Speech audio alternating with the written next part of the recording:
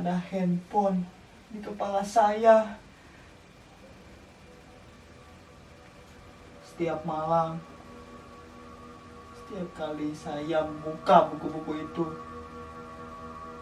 setiap kali saya mencoba khusyuk untuk membaca, tiba-tiba terdengar suaranya. Ini terjadi semenjak ayah membuat peraturan baru di rumah ini. Larang handphone di malam hari. Dan saya harus menyerahkan benda pujaan itu pada ayah.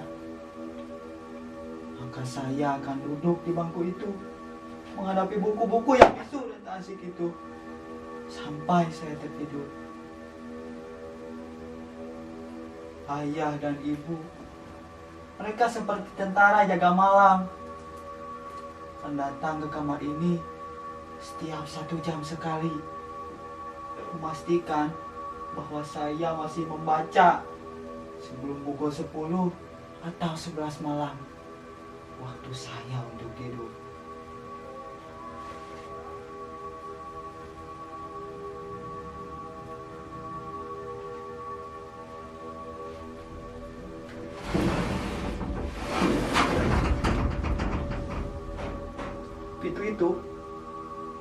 Pintu itu tak boleh saya kunci sebelum jadwal tidur tiba. Ini peraturan kedua. Sebentar lagi, sekitar 15 atau 20 menit lagi, salah satu di antara mereka akan patroli datang ke kamar ini. Itu artinya saya harus ada di bangku itu membaca. Tapi sebelum hal itu terjadi, izinkan saya berbagi cerita kepada hadirin. Baik yang hadir langsung menyaksikan nasib saya di kamar ini, maupun melalui Zoom.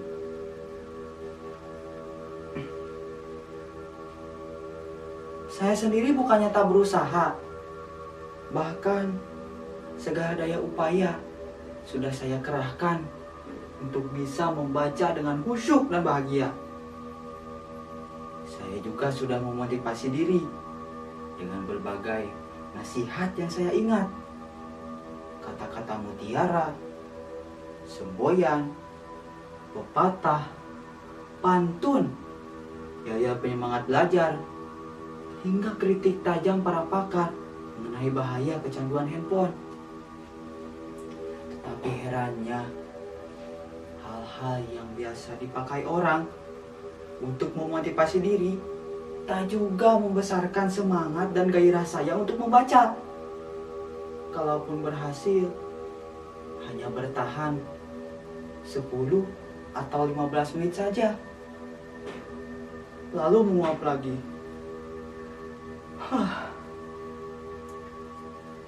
Sedangkan kritik tajam para pakar itu tak juga mengurangi rasa kerinduan saya untuk selalu bersama dan dekat dengan handphone.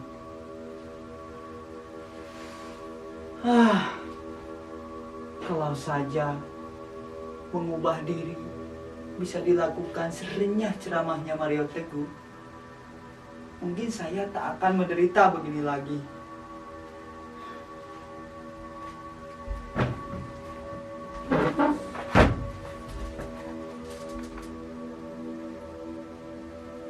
Apa? Saudara-saudara tak yakin saya menderita? Apa tak terlihat beban derita itu di wajah saya ini? Di sorot mata saya ini? Di getar suara saya ini? Di seluruh tubuh saya ini? Ini bukan acting seperti dalam pertunjukan monolog anak-anak SMA itu loh. Ini real, nyata. Saya memang sedang menderita. Bahkan, kalau penderitaan saya ini saya tuangkan ke dalam puisi, saya kira saudara-saudara tak akan kuat membacanya tanpa menitikkan air mata. Tak percaya? Saudara-saudara tak percaya bahwa sekarang ini saya sedang dibuli sepi dan dikepung sedih? Sekarang saya bertanya, siapakah di antara diri hadirin yang mau dan mampu berpisah dengan apa yang telah menjadi bagian dari diri hadirin sendiri tanpa merasa teraniaya rasa hampa? Tak ada kan yang mampu? Begitu juga dengan saya. Sebuah handphone bukan lagi sekedar benda biasa. Ia adalah salah satu bagian terpenting dari diri kita, bahkan hidup kita. Bayangkan, sejak kecil dia sudah bersama kita, menjadi teman kita di saat semua orang tak punya waktu luang atau malas meladeni kita yang masih kanak-kanak dan belum bernilai guna. Pagi, siang, sore, bahkan malam, dialah yang selalu setia di sisi kita tanpa keluhan sedikit pun. Asalkan baterai dan kuotanya cukup, ia akan bersedia melayani kita. Apapun kemauan kita dan kemanapun kita ingin kemas ya, ia selalu bersedia.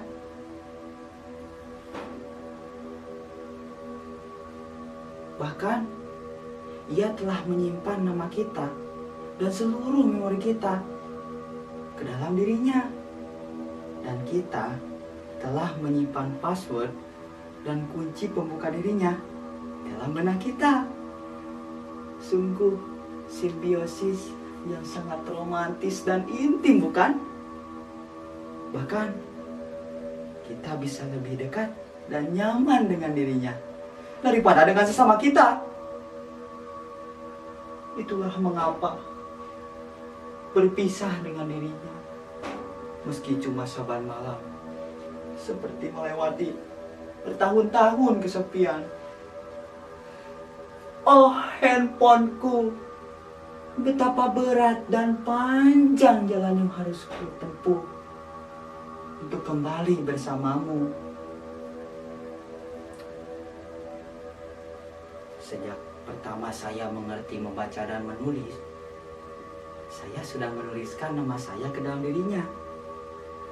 A-R-R-A-Y-A-N, Ar-Rayyan. Saya memang sempat berganti-ganti partner dari satu handphone ke handphone lainnya. Tapi apapun jenisnya, sikap mereka tetap sama. Setia menemani dan melayani.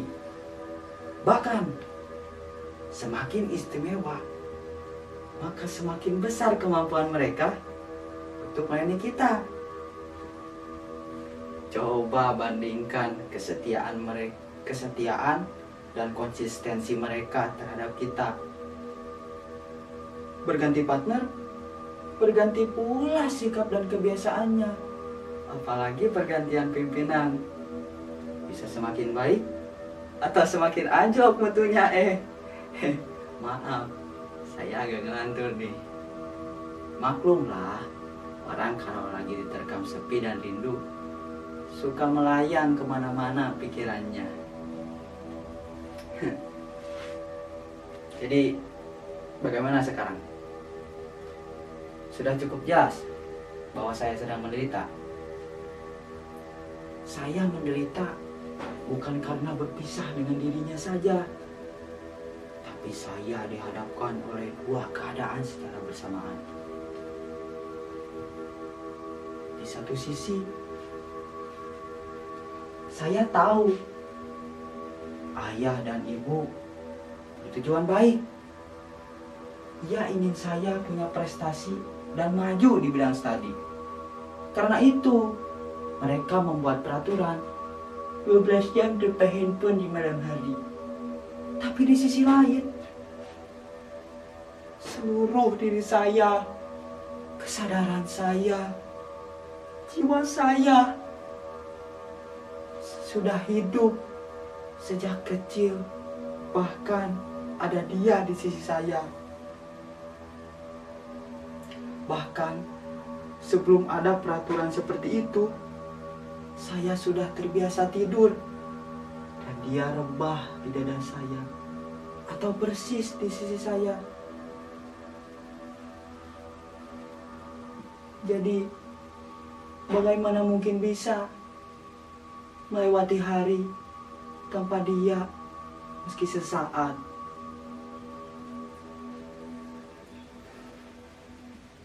Kadang kalau saya tak kuasa menanggung rindu padanya, saya ambil ke sini. Saya dekatkan ke dada saya seperti ini. Kadang saya teringat saat-saat dramatis kami ketika ia menjadi lemah dan kritis, dan saya dengan panik cari tempat untuk menambah energinya. Tak ada yang lebih membahagiakan selain mendengar suara renyah dan riangnya bertamasya dengannya. Kemanapun saya ingin mengunjungi situs-situs atau menikmati menu-menu lezat yang ditawarkannya.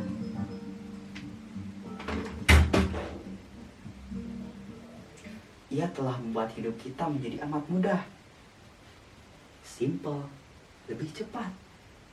Dan ia tak akan membiarkan kita menunggu lebih lama.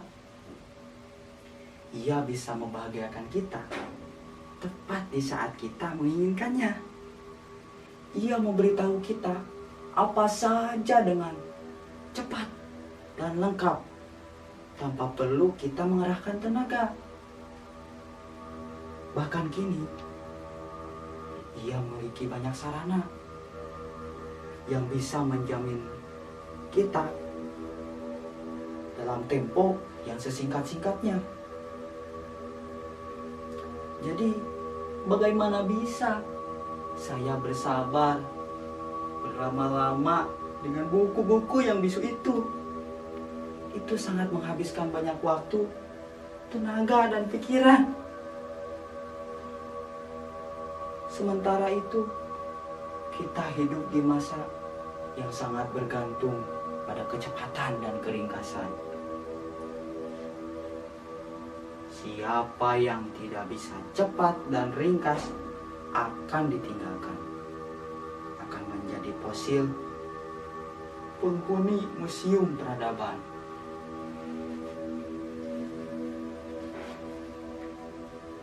Saya sebenarnya sudah hampir tidak terlalu bergantung padanya, selain untuk hal-hal yang penting saja.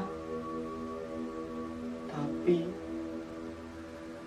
saat saya memergoki ayah dan ibu pada suatu malam, duduk asik dan begitu intim dengan handphone masing-masing, saya jadi merasa dikhianati. Sejak saat itu, kemampuan saya untuk berpisah dengannya semakin menurun. Bahkan kini, ia ada di dalam kepala saya. Ia jadi denyut jantung saya. Saya sudah teramat dalam mencintainya.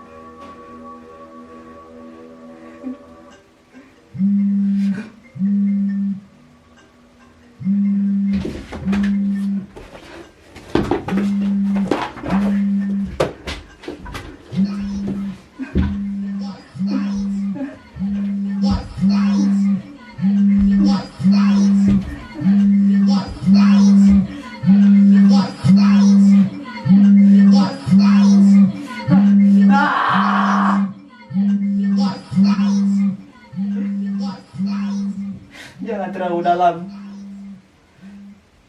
Jangan terlalu dalam mencintainya, atau kalian akan menderita seperti saya.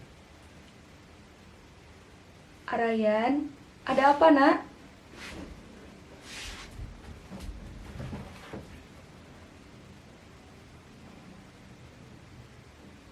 Begitu berat dan panjang jalan yang harus ku lalui. Tapi inilah yang harus kulakukan untuk mendapatkan kelahiranku kembali.